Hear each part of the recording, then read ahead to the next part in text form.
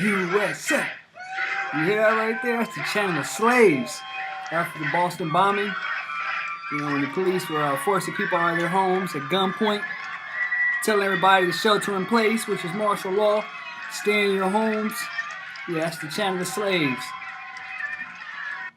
Just screaming to be enslaved by the state to protect me, keep me safe. I'm so scared of the terrorists, the boogeyman, the terrorists are going to get me.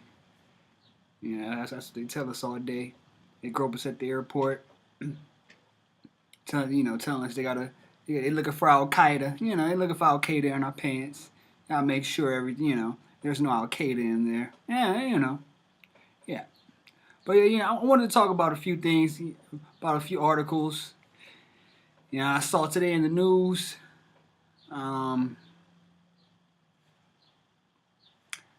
like attacks on the First Amendment.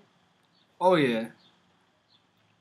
One article with Big Chill, feds want to scour net media for hate speech. Isn't that nice? And it pretty much says the Hate Crime Reporting Act of 2014 will create an updated, comprehensive report examining the role of the internet and other telecommunications in encouraging hate crimes based on gender, race, religion, ethnicity, or sexual orientation, and create recommendations to address such crimes. And they're going to be looking at radio shows. They're going to be looking at the internet. They're going to be looking at everything. Facebook, looking for hate speech, right? That's what they're trying to do. And so obviously, we already know that the authoritarian left, the Democrats, like they are persecuting pro-lifers. They're persecuting liberty lovers. Anyone who criticizes the state, anyone who criticizes Obama, who speaks up. They've been getting persecuted. People have been getting purged. And the racists are the Democrats. That's the party of the Klan. Okay? The Democrats are the thugs. They're the racists. They're the criminals. The Republicans they're criminals also. They're all the same. But with Obama quarterbacking it, the Democrats are true, pure authoritarians.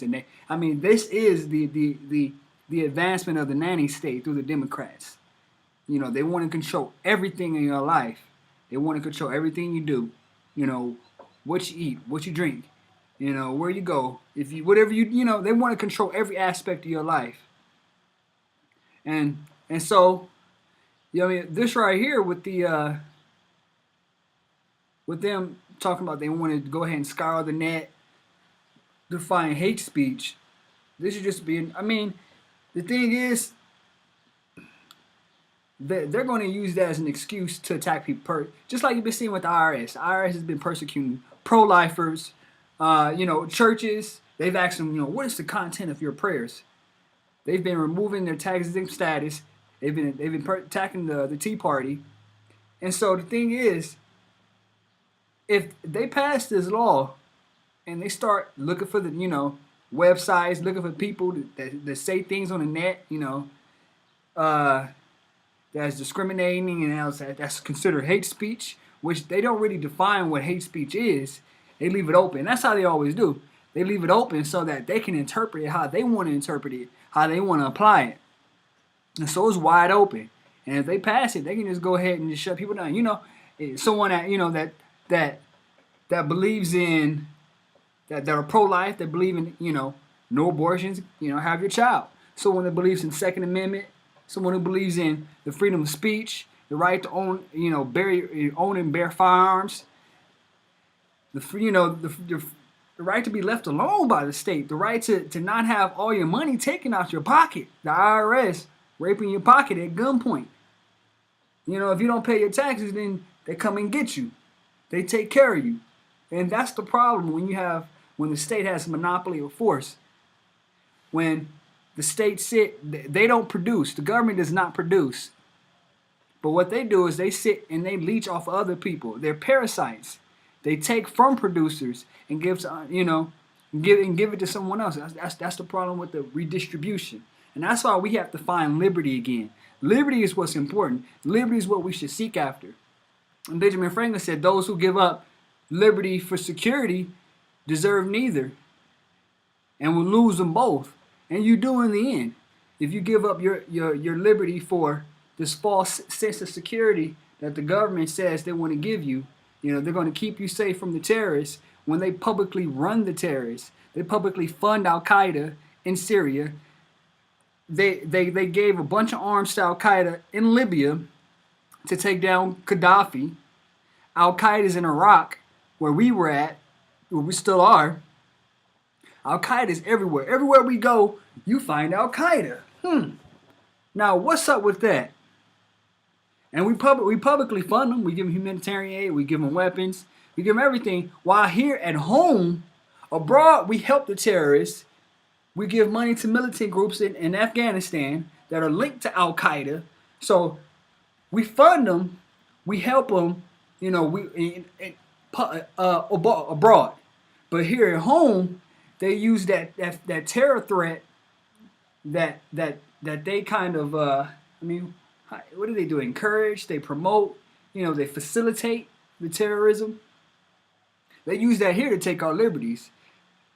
To say, oh, you see Al Qaeda, they're going to get you. Give us all your freedoms and we'll keep you safe. You can trust us. When you look at the University of Hawaii study, and they said that the government killed 262 million people in the 20th century. And so government is the number one threat. Government is what we have to keep restrained. We have to watch. We have to keep limited. Because if we don't, they're going to rule and dominate over you. And that's what they're doing. Right now, we are in a state of fascism. Like what Mussolini said, which is a merger. Fascism is a merger between the state and the government. And that's what we have right now. We are in a state of fascism, where the corporations just buy off the government. They just buy off the politicians because they have all the money, and they hook the politicians up and give them money, donate to their campaigns, fatten their pockets, and then the politicians in turn write policies, pass laws that benefit these corporations. They don't work for the people, okay? Our government does not represent us. They're supposed to. They are representatives of the people. But they don't represent us. They represent the globalists. They represent the bankers, the big corporations. Those are the ones they represent, not the American people. And you can see how they're getting ready to take on the American people in the event of a collapse, which is going to happen because when you look at the national debt, we can't sustain it. We cannot sustain the national, a debt over $17 trillion, while the Federal Reserve is printing money like crazy.